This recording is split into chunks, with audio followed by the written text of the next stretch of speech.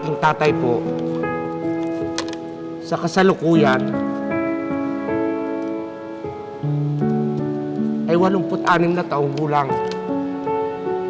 Siya po ay mag-87 darating na Disyembre. Siya po ay may 7 anak, 18 apo, at 8 apo sa tuhod.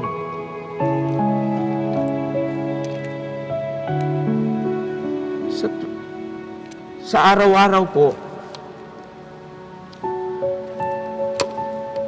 na nandito po siya sa Pilipinas, damang-dama po namin ang kanyang sigla, sapagkat alam po namin na siya ay masaya sapagkat mayroon po siyang isang diversyon o kinagigiliwan na hindi po niya nagagawa sa ibang bansa. Aalis po siya, pupunta po siya ng Amerika. Mga ilang panahon lang, uuwi po siya dito. Malakas po ang kanyang katawan, walang dinadaing. Kasama po ang aking nanay. At siya po ay maligayang maligaya. Kahit po siya ay pagsabihan namin, harangin namin, basta gusto niya, pupunta po siya sapagkat yun po ang kanyang kaligayahan. Yun po ang lakas ng kanyang katawan.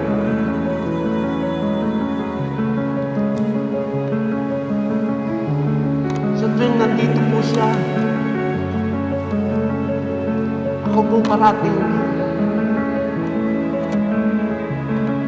itong mga huling sandali, parati po akong kabado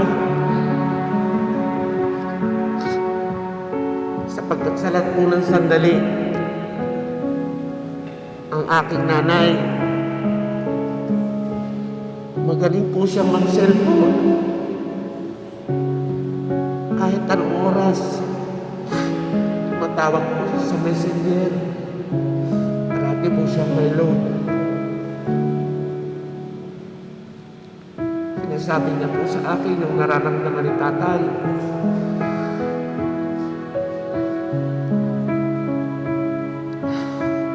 Bilang isang nurse po siguro, sa akin po nakasalalay lahat tungkol sa kanyang kalusugan.